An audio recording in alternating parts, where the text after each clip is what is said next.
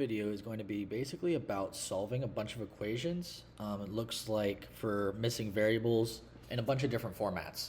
So we'll go through each of these and I'll explain in depth my process on how I'm solving these. So first one, 1/3 x, let me just write it out. 1/3 x minus 7 is equal to -3.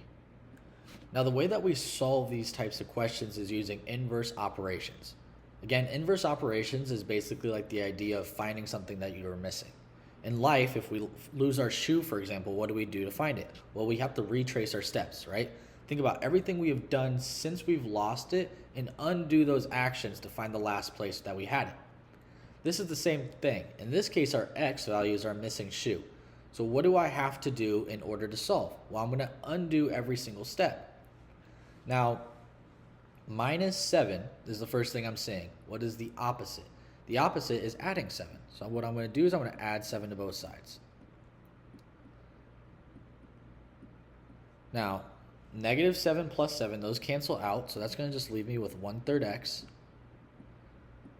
is equal to. Now, -3 plus 7, a lot of people like to put -10 because of the fact that it's a negative and then you do 3 plus 7, similar to multiplication. But multiplication and addition work differently in this case. We got to think of it like a number line. If we start 3 steps back and we move 7 steps forward, right? How many steps forward do we actually make from 0? Well, we only made 4 steps forward because we already started 3 steps back, right? If I make a little number line here, and I'm at 0, if I go 3 steps backwards, that's going to put me at -3. So when I make 7 steps forward, 7 in total, notice that 3 of them have been accounted for just to get back to 0, and the next 4 are actually what's going to be making progress. So that's why -3 plus 7 ends up equaling 4. Now, here the next step is, what do I do to get rid of the 1/3? Well, there's 2 ways that you can think about this. Now, the first thing I would think of is multiplying by 1/3 is the same thing as dividing by 3. So what's the opposite of dividing by 3? Well, multiplying by 3, right? So I can multiply both sides times 3. Okay, 3 times 1/3, those cancel out, right? I'm dividing by 3 and multiplying by 3, so opposite things happening. So this is all going to cancel out. Oh, did not mean to do that. These are all going to cancel out. So, give me a second. All this gets deleted. And then 4 times 3 here. Well, that is all just going to end up equaling 12, making the final answer in this case 12. Now, if you're doing this on a test, I would strongly encourage always plugging your x value back into the equation just to make sure that you're correct, right? Especially if you're allowed to use a calculator. No reason why not to, because all of this you just have to do on a calculator. Now, in this case, 12 times 1/3 is the same thing as 12 divided by 3, which gives you 4. 4 minus 7 equals -3. The fact that both sides are equal, -3 equals -3, shows me that my answer in this case was correct. So that's it there. And then I have to delete all this stuff separately. Okay, next one I'm seeing here. Similar, right? It looks like we have a little bit more steps though. So give me a second while I delete everything here.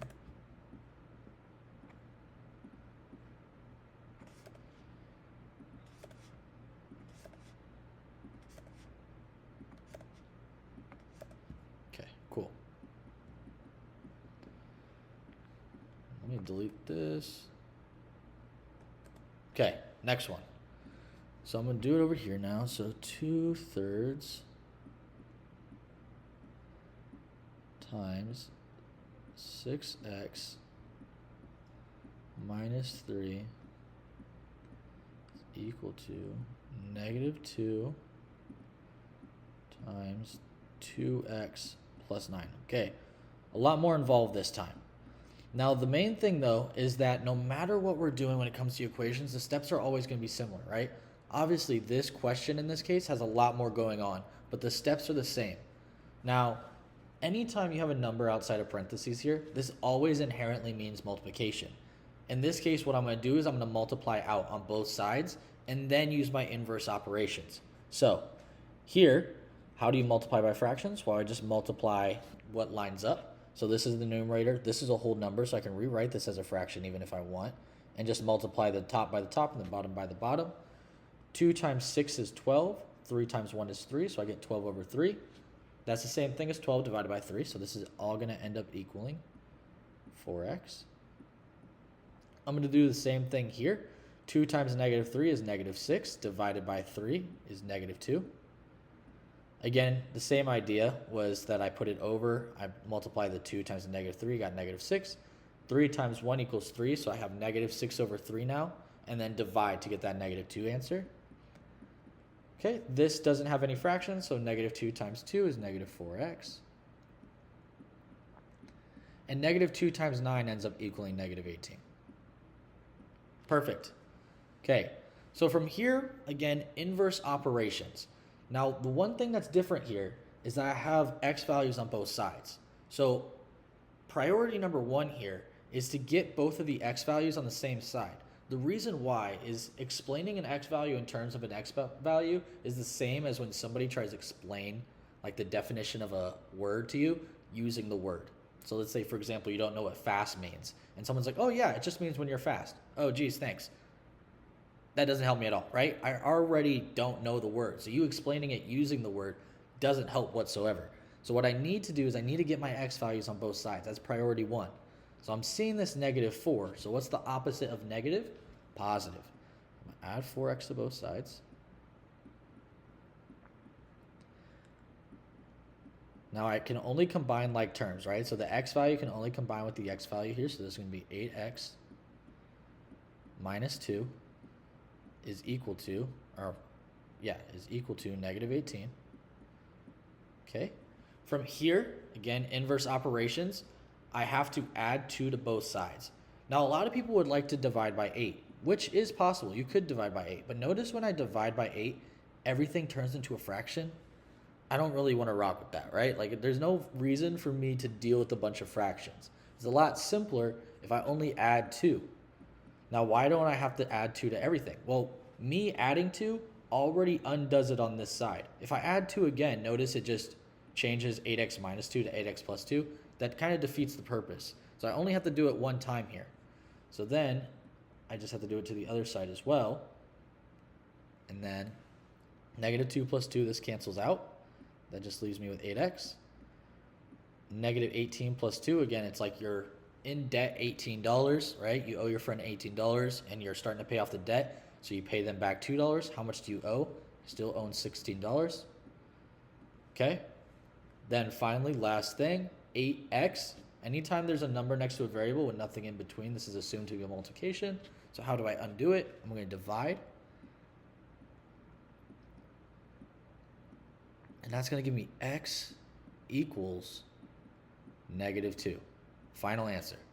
Now, I'm going to try to do this in my head real quick, so bear with me. But 6 times negative 2 is negative 12. Negative 12 minus 3 is negative 15. 2 times negative 15 is negative 30. Divided by 3 is negative 10. Okay, let's check it over here. 2 times negative 2 is negative 4. Plus 5 is positive 5. Negative 2 times 5 is negative 10. So I got negative 10 equals negative 10. We're all good. Okay. Next one. Okay, so now we have negative 16. Okay. Equals negative 2 minus 2x plus 4 times x minus 6. Okay, automatically, first thing I'm seeing here is this negative 2, right? I can move it to the other side. Again, all I'm trying to do is I'm trying to solve for x, so I just need to make sure that every value that doesn't have an x with it gets out. So I'm going to add the 2 to the other side. Okay, 2 plus negative 16 is going to end up equaling negative 14. So I can just delete this. Cool. All right, keep it moving. All right, next thing I'm seeing here. Again, this 4 right here is getting multiplied to both of these terms. So what I'm going to do here is I'm going to distribute, right? Multiply it by both terms. What does that equal? Well, negative 2x plus 4 times x ends up equaling 4x. 4 times negative 6 ends up equaling negative 24. So I have negative 14 is equal to negative 2x plus 4x minus 24. Again, seeing this negative 24 over here, let me add it to the other side, right? I got to undo it. My goal, again, is always to solve for x. So I'm adding the 24. Negative 24 plus 24. I can actually rewrite this, if it makes it easier, like this. Notice how it's just 24 minus 14? That's the same thing as 10. Okay, 10 is equal to, well, negative 2 plus 4x, negative 2x plus 4x, sorry. They're like terms, which means I can combine them. This is just going to end up equaling 2x. Divide both sides by 2. Again, inverse operations. I got to undo that multiplication. X equals 5. Okay. Now, let me pull this over here a little bit farther so I can see the question fully. So, 5 minus 6 is 1. 4 times 1 is 4. Plus, and then right here, this is, again, 2x. So negative 2 times 5 is negative 10. So I have negative 10 plus 4. Well, 2 minus 10, sorry. It's going to be negative 8. And then negative 8 plus 4. Let me just double check here. Let me actually just plug this in because clearly my math is not mathing right here. So let's do negative 2 minus 2 times 5 plus 4 times 5 minus 6. Okay, so let's see here. 5 minus 6, again, this is negative 1. So this is 4 times negative 1, ends up equaling negative 4. So negative 4 plus negative 2 minus 10 plus negative 4. Well, negative 2 minus 10, that's negative 12, right? If I'm $2 in debt, and then all of a sudden I owe somebody $10, now I'm $12 in debt. Plus negative 4 is the same thing as minus 4. Negative 12 minus 4, well, that's equal to negative 16, which, look at that. Beautiful. Equals negative 16 here. My answer is correct. We're all good. Okay, on to the next one. Same type of idea, right? Inverse operations for this. So, what am I going to do here first? Well, what I would do is probably subtract the 3 to both sides.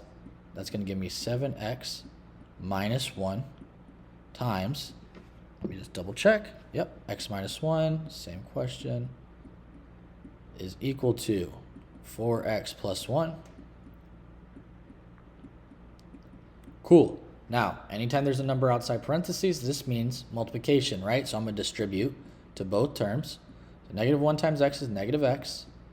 Negative 1 times negative 1 is positive 1. So I'm going to get this plus 1 is equal to 4x plus 1.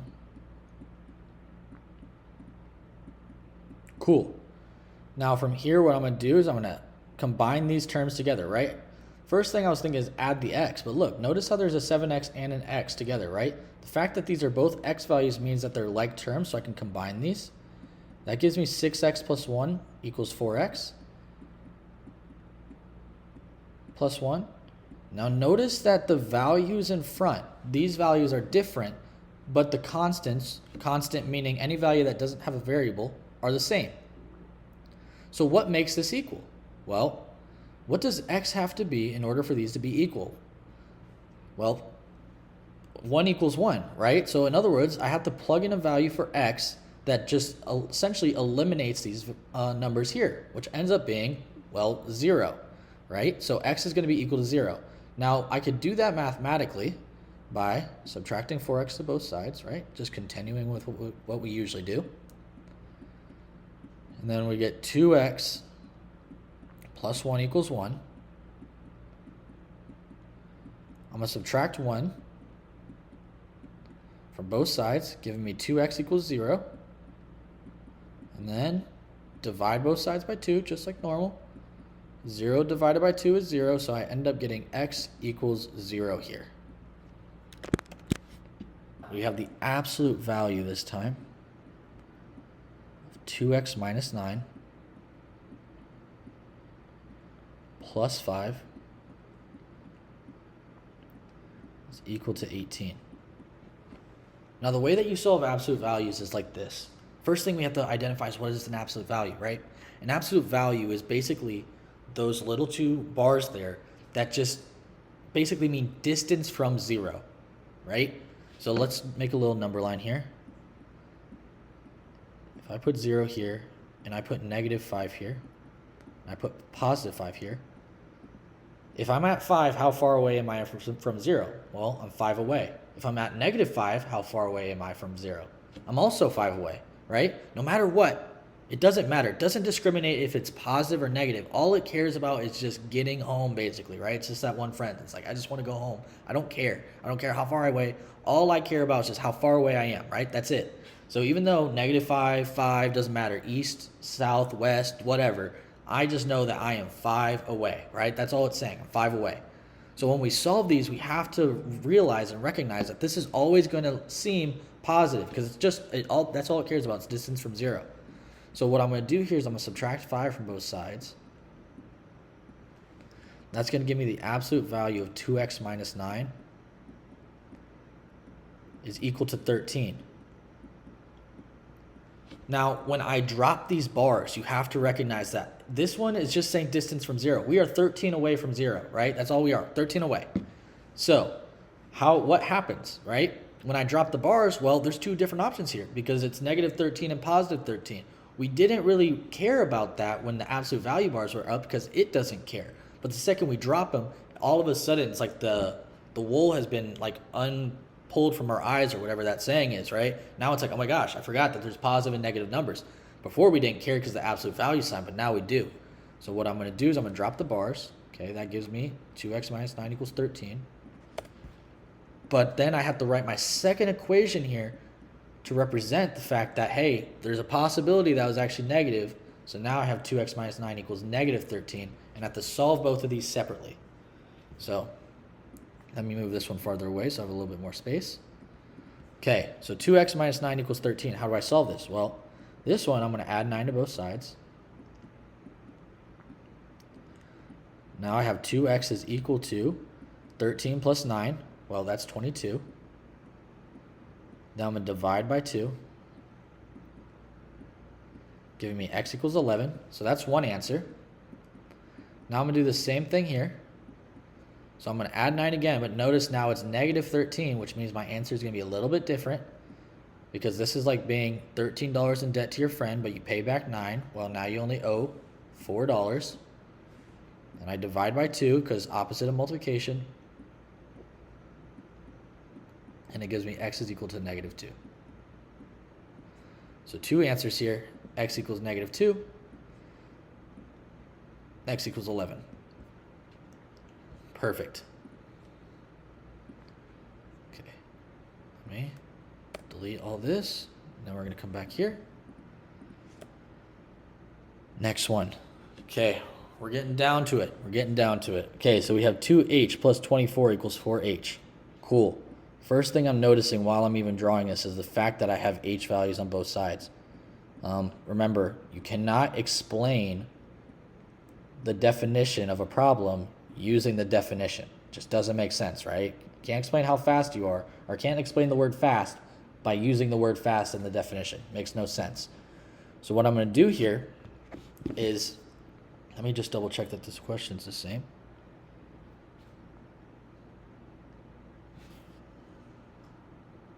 One second. Oh, it's in fact not. It's an absolute value, so I wrote this down wrong. So it's a little bit different, but the idea is still the same. Now, how does this change it? Well, the absolute value sign, just like I said, right, incorporates positive and negative values. So what I'm going to do is I'm going to drop the absolute value signs. And that means that there's two answers here. There's going to be 2h plus 24 equals 4h, and then also 2h plus 24 equals -4h. Okay, that's perfect. Now, what I'm going to do is I'm going to solve this one first. Now, a lot of people might subtract 24 to the right side and then subtract the 2h to the left side just so then the h values are on the left side. There's nothing wrong with that. But in terms of efficiency, what I can do instead is I can subtract the 2h, right? And the reason why I'd rather subtract the 2h is because notice how now h is still positive. I don't like negative numbers, right? Something that you'll learn is that math is usually most beneficial to lazy people because I don't really feel like doing more than I need to do, right? Math's already hard. I don't want to make it harder on myself. So the way that I'm going to do that is always just finding like the easy way out. In this case, let me just subtract 2h. Even though it looks a little bit weird, at least my numbers are positive. And if it really freaks me out to have it like that, well, I can just flip them, right? Because they still equal each other at the end of the day, right? This hasn't changed anything. So then from here, now, I just divide by 2, and I get h is equal to 12, okay, being one answer. Now the same thing, I'm going to do it on this side, but now what's going to be different here, which is why I wanted to explain that, is I'm going to add 4h. Why? Why don't I add 2h to the other side? The reason why is because, again, I don't want it to be negative. I don't feel like it. Can't be asked too early in the morning. So I'm going to have 6h plus 24 is equal to 0. Then I'll subtract 24 to the other side. Again, I probably could have done it the other way, but, proving a point, got to do it this way. And then I have 6h is equal to negative 24. And then now I can just divide by 6. Finally giving me h is equal to negative 4, right? Again, absolute value, main thing here is that anytime you drop those absolute value bars, you have to make sure that you have the positive as well as the negative value. Extremely important when it comes to these types of questions. Okay.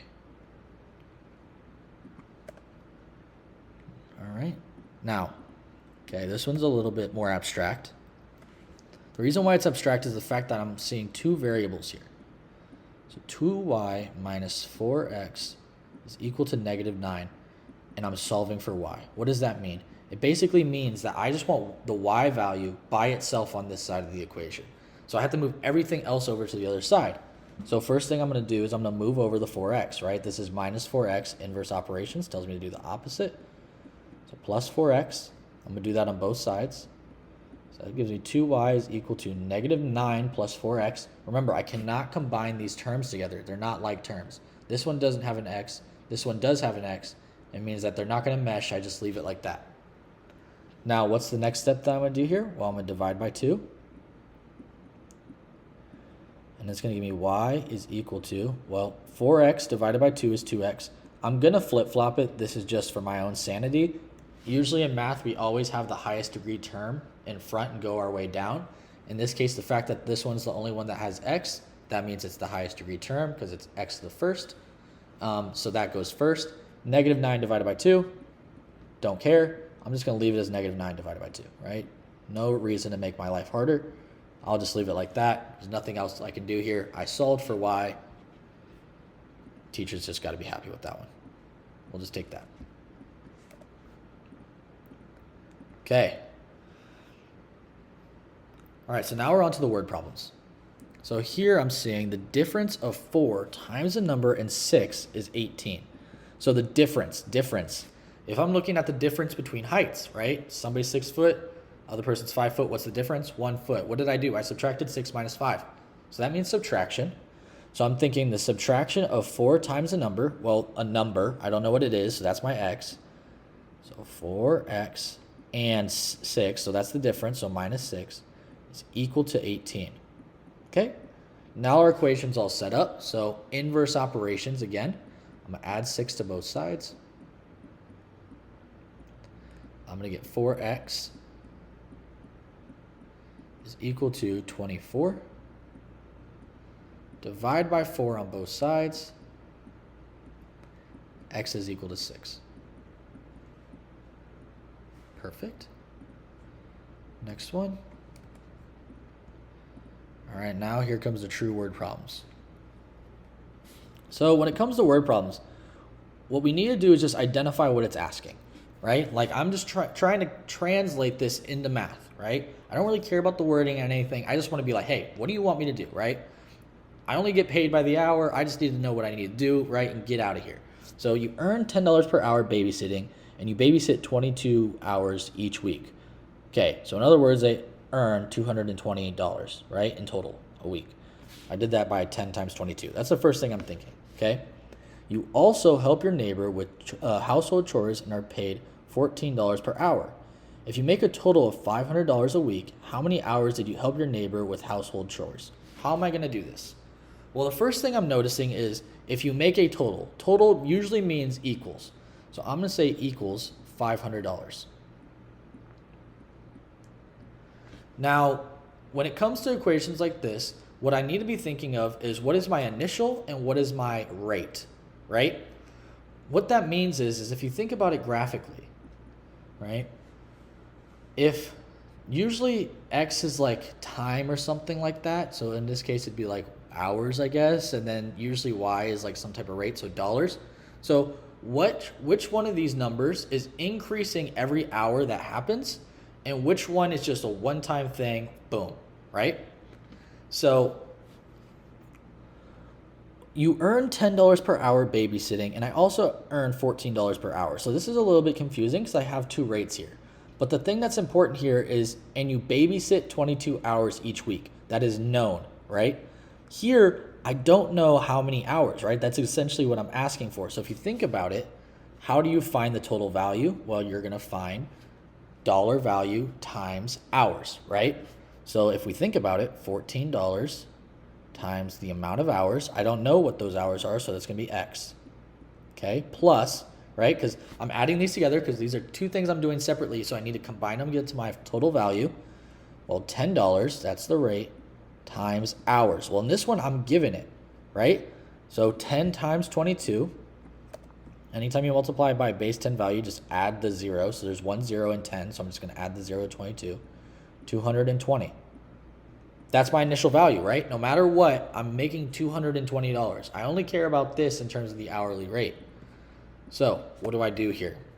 Again, same process, right? Inverse operations, the name of the game today. I'm going to subtract. Okay, so that gives me 14x is equal to, well, 500 minus 200 is 300, and 300 minus 20 is 280, so this is going to be 280. Divided by 14, right? Inverse operations. X is equal to, well, 14 goes into 28 2 times, and then 14 goes into 0 0 times, so X is equal to 20. So word problem, word answer, how many hours did your neighbor help? 20 hours. Boom. Killing it. Okay, next one. We got two more. Okay, this is taking too long. Okay, the volume of a cylinder is given by the formula V is equal to pi r squared h, where r is the radius of the base and h is the height. Solve the formula for h. Okay, that's the first thing that we're going to do. So, volume is equal to pi r squared times h. I need to solve for h, right? Notice, pi r squared is getting multiplied by h, right? A good thing to note here is also people like get tripped out with pi. Remember, pi is just a number, right? So almost think of this as like 2r squared essentially, right? Doesn't really matter what it is. Either way though, this is getting multiplied by h. So inverse operation says if I want to move this stuff, opposite of multiplying, dividing. So what I'm going to do is I'm going to divide. V is equal to pi, or V over pi r squared is equal to h. All right, divided both sides because this is multiplication. Now, a cylinder has a volume of 626 cubic inches and a radius of 7 inches. What is the height? Well, anytime it gives us the values, well, we should plug them in. Volume is 626. So 626. And the radius is 7. R is equal to 7. And from here, this is all calculator stuff. I don't know what this is. I don't care enough. So 626, 7 squared is 49. So I got 49 pi. And I'm going to put this into a calculator real quick. And I know I need this to the nearest inch.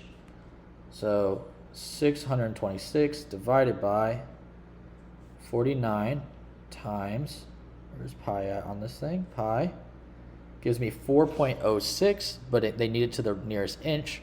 So that's just going to be 4 inches. That's it. Height is 4 inches. There we go. And now the final one. 2 shops each charge a rental fee plus an hourly fee to rent a canoe. How many hours must a canoe be rented for the total cost at both shops to be the same? Okay. The fact that it says same means that both of these have to be set equal to each other, right? If they are the same, that means they're equal. So that means both of these equations are going to be written on either side of the equal sign. Now, just like the one that I think I did, not last one, but the one before that, there's always the hourly part and then there's the initial. So a rental fee equals $3. That's the initial. That's a flat fee. Why? Because no matter how many hours you're on this boat, you still paid that rental fee of $3, right? It doesn't increase the longer you're there, and it doesn't decrease. It just stays the same. It's always going to be $3 no matter what. So 3 plus, well, the hourly fee is $6. So let's say 6. Do we know what the hours are? No, because that's what we're asking for. So 6x. And now I'm going to do the same thing on the other side. Hourly fee is $6. Oh, I just read the same thing twice. That's awkward. Okay, shop B, rent fee is $12. This is 12. And the hourly is 3. So, again, 3x, right? I don't know what it is. Well, saying it again, inverse operations, right?